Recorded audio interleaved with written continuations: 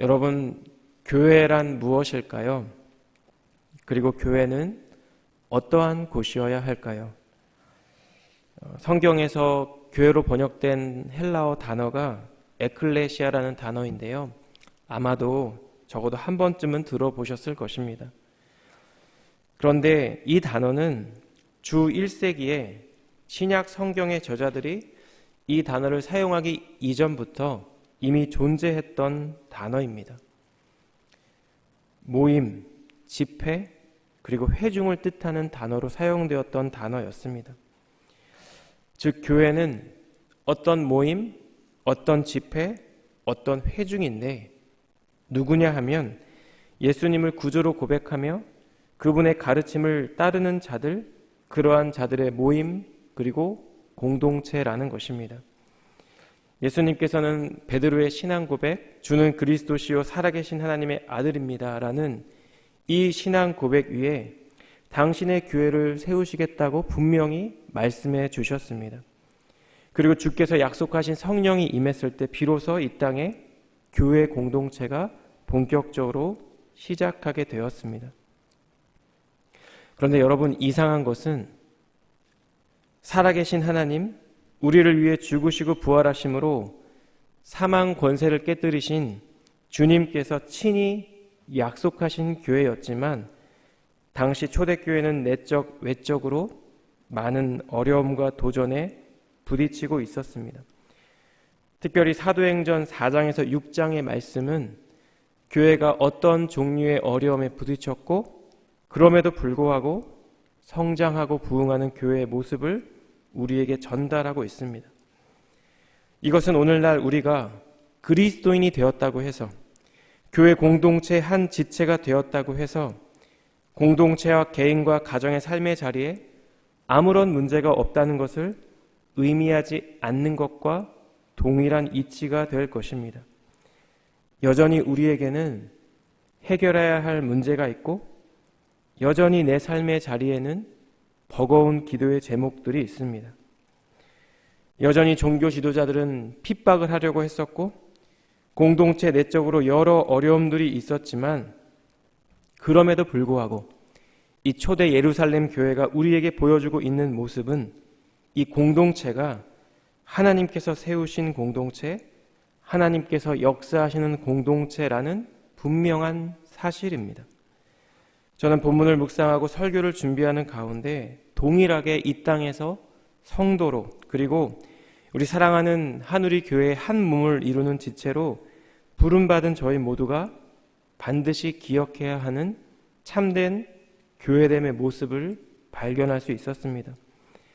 이 시간 참된 교회됨을 나타내고 증거하게 되는, 그래서 그런 교회로 세워져 가는 데 필요한 두 가지를 함께 살펴보며 특별히 이 일을 위하여 하나님께 존귀하게 쓰임받는 우리 사랑하는 성도님들의 복된 삶이 되기를 우리 예수님 이름으로 축복합니다. 첫 번째로 주님께서 세우신 교회, 참된 교회는 성령께서 친히 역사하시는 교회라는 것입니다. 오늘 이 본문의 말씀은 사도행전 4장 마지막 부분에 기록된 상황을 배경으로 하고 있습니다. 믿음을 가진 무리들이 한 마음으로 물건을 서로 통용하는 가운데 그들 중에 가난한 사람이 없다는 것입니다. 왜일까요? 왜냐하면 바나바와 같이 어떤 사람들이 자신의 재산을 팔아 다른 사람의 필요를 위해 사도들의 발 앞에 두었기 때문입니다. 이러한 배경 가운데 오늘 5장 말씀은 아나니아와 삽비라 부부에 대한 말씀을 우리에게 전달해 주고 있습니다.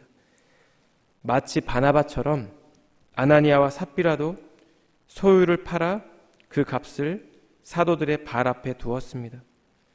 그런데 아나니아는 자신의 땅을 팔아 그 값에서 얼마를 감추어 사도들의 발 앞에 두게 됩니다. 본문 2절 말씀은 그 아내 삽비라도 그것을 분명히 알았다고 이야기하고 있습니다. 이들의 모습을 지켜보던 베드로에게는 아마도 주님의 능력으로 그들의 행동 안에 있는 마음의 중심을 꿰뚫어 볼 수 있는 능력이 있었을 것 같습니다. 3절이 이렇습니다. 베드로가 이르되 아나니아야, 어찌하여 사탄이 내 마음에 가득하여 내가 성령을 속이고 땅값 얼마를 감추었느냐. 이 아나니아를 책망하는 베드로가 지금 안타까워하고 있는 것은 아나니아가 단순히 베드로를 속인 것이 아니라 성령을 속이고 있기 때문입니다.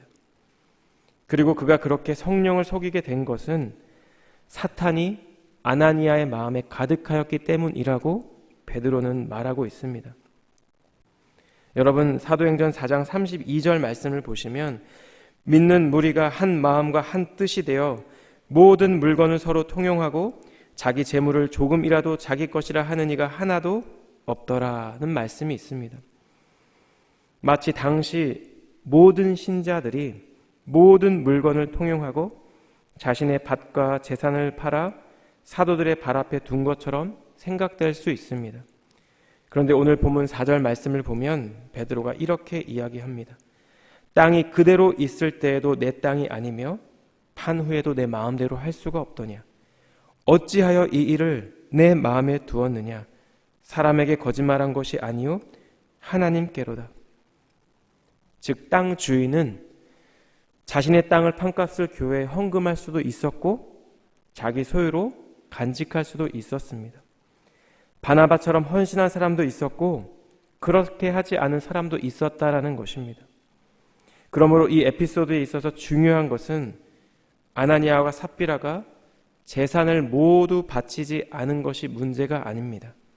핵심적인 문제는 그들이 하나님을 속이려 했다는 것입니다. 여러분, 왜일까요? 저는 어린 시절에 이 본문을 읽을 때 아나니아와 삽비라가 이해가 되지 않았습니다. 차라리 반이라도 냈으면 죽지 않게 되었을까? 그런 생각을 한 적도 있었습니다. 왜 이들은 마치 전부를 판 것처럼 속여 베드로의 발 앞에 자신의 땅 판 값을 내어놓게 되었을까요? 아마도 그들은 바나바처럼 사도들과 성도들의 칭찬을 받고 싶어 했을지도 모릅니다. 교회 공동체 내에서 인정받고 싶어 했을지도 모르겠습니다. 미국 심리학의 아버지라고 불리우는 윌리엄 제임스라는 사람이 이런 말을 했습니다. 인간에게 가장 깊숙이 잠재된 욕구는 타인으로부터 좋은 평가를 받는 것이다. 이것이 동물과 구분되는 인간의 특징이다. 여러분, 한 사람을 존중하고 격려하고 배려하는 차원에서 그 사람이 이룬 어떤 것을 인정하고 칭찬하는 것은 바람직한 일이 맞습니다. 다른 사람에게 인정받는다는 것은 실제로 매우 기분 좋은 일입니다.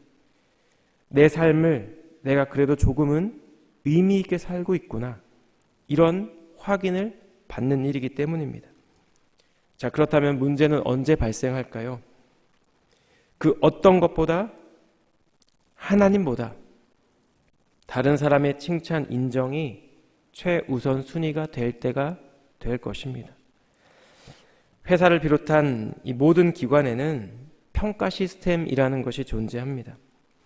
구성원이 매너리즘에 빠지지 않고 더 좋은 성과를 낼 수 있도록 성장할 수 있도록 돕는 데 있어서 평가는 필수적인 것이기 때문입니다.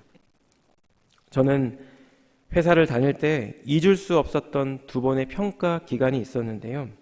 첫 번째는 입사하고 첫 해 신입사원일 때 한 해를 보내고 팀원 모두가 서로가 서로를 평가하는 방식으로 이 평가가 진행되었을 때였습니다.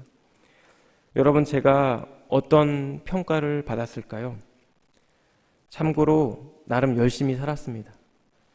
그런데 저는 첫 해 C를 받았습니다. 나를 향한 팀원들의 평가도 안 좋았고 제 스스로에 대한 저의 평가도 안 좋았습니다. 저는 당시 그 결과가 민망하고 부끄러워서 사실 한동안 아내에게 이 회사의 평가 시스템이라는 것이 존재한다는 말도 꺼내지 못했습니다.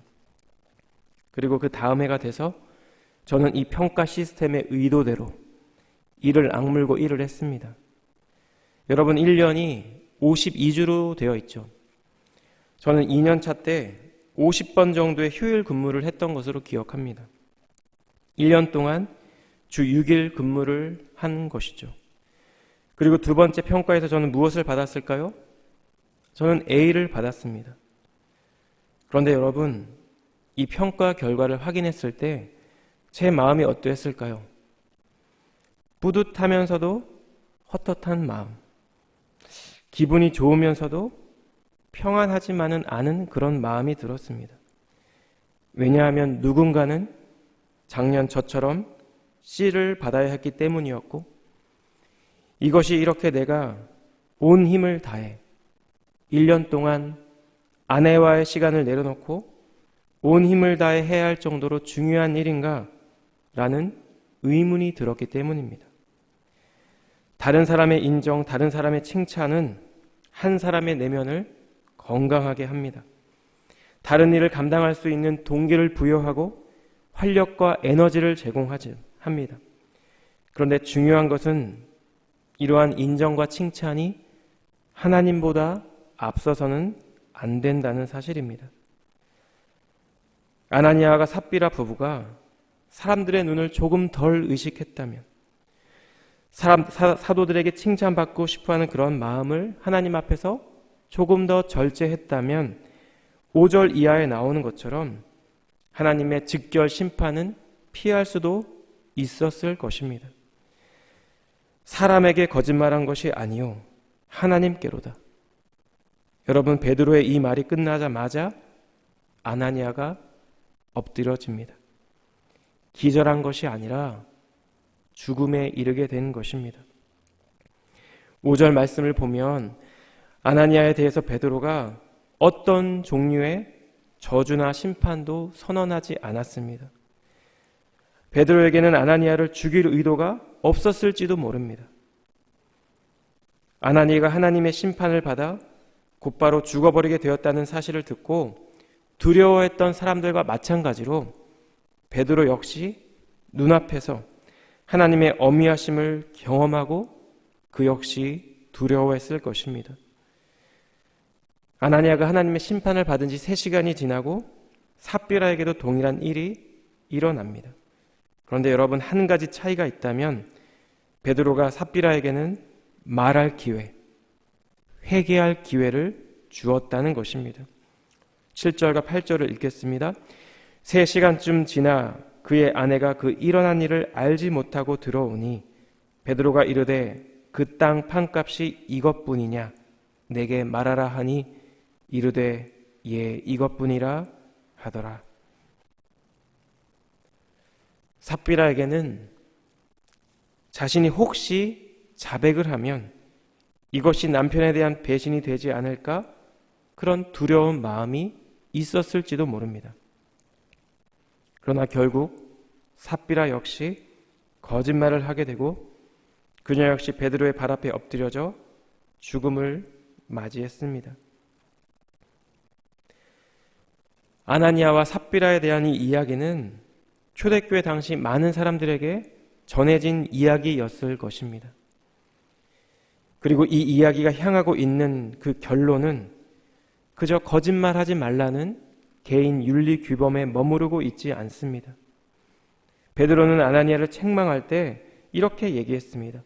아나니아야, 어찌하여 사탄이 내 마음에 가득하여 내가 성령을 속이고 땅값 얼마를 감추었느냐. 즉 그가 높아지고 싶은 마음, 사람들에게 칭송받고 싶은 마음, 인정받고 싶은 마음에 사탄으로 하여금 그 마음에 가득 차게 두었다는 것입니다.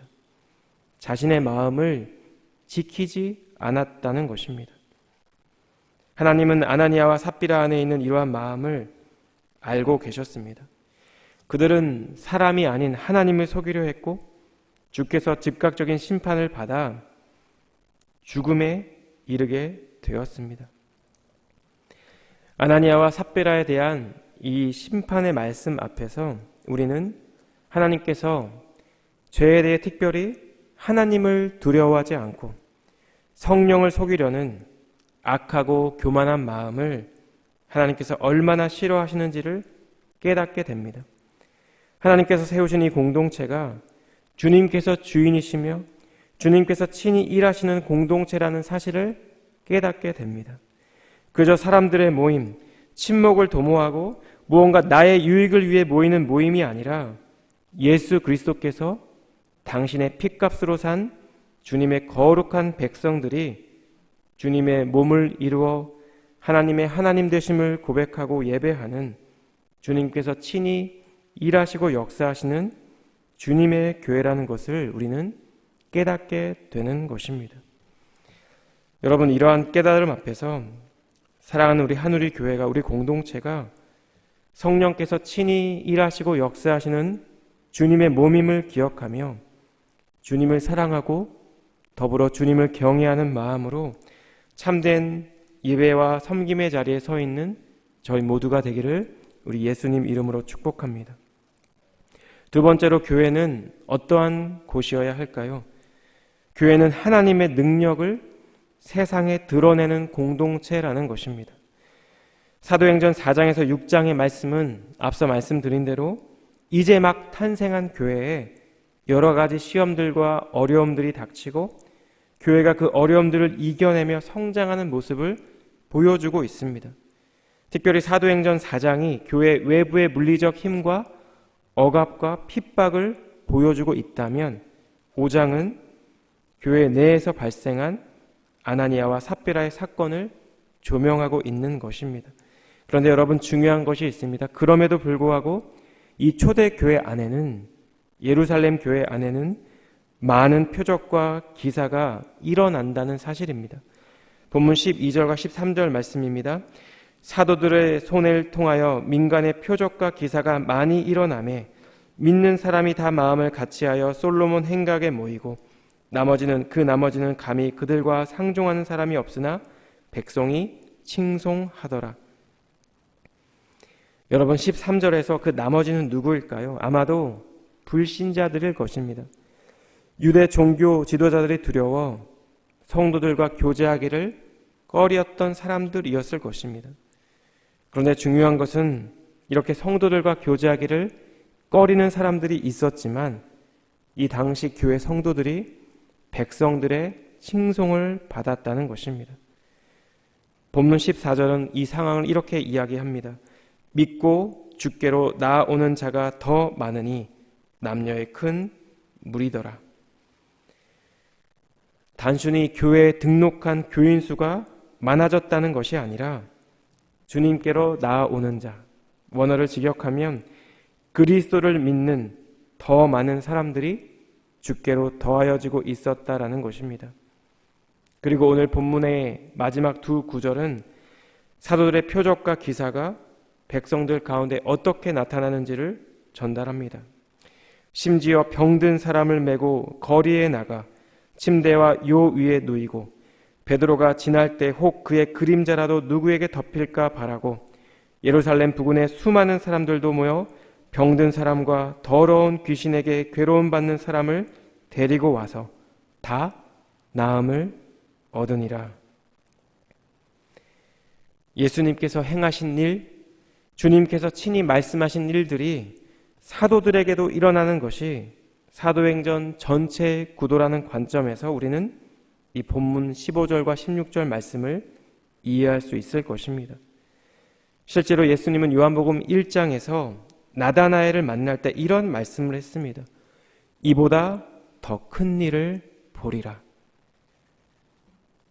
초대 예루살렘 교회에는 여전히 많은 핍박이 있었고 내적인 문제와 이슈가 있었고, 하지만 그럼에도 불구하고 중요한 것은 예루살렘 교회 가운데 하나님의 치유의 능력과 기적과 기사가 나타났다라는 것입니다. 외적인 핍박에도 불구하고 성도와 교회가 백성들의 칭송을 받았다라는 것입니다. 왜냐하면 초대교회 안에 성령의 능력이 임했기 때문입니다. 그렇다면 여러분, 우리는 어떻게 하나님의 능력, 성령의 능력을 경험할 수 있을까요? 예수님은 요한복음 17장에서 제자들을 위해서 이렇게 기도했습니다. 21절과 22절인데요. 아버지여, 아버지께서 내 안에, 내가 아버지 안에 있는 것 같이 그들도 다 하나가 되어 우리 안에 있게 하사 세상으로 아버지께서 나를 보내신 것을 믿게 하옵소서. 내게 주신 영광을 내가 그들에게 주었사오니 이는 우리가 하나가 된 것 같이 그들도 하나가 되게 하려 함이니이다.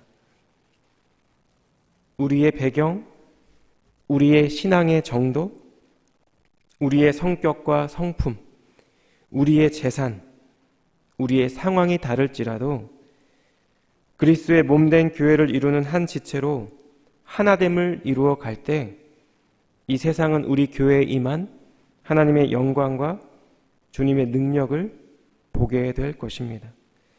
믿는 자가 믿는 자를 위해 손을 얹고 기도할 때 회복의 능력이 임하는 교회, 주님께서 보여주신 사랑으로 서로 섬기며 사랑을 행하는 교회, 서로의 어떠함에 상관없이 오직 예수님 이름으로 하나 되고 연합될 수 있는 교회.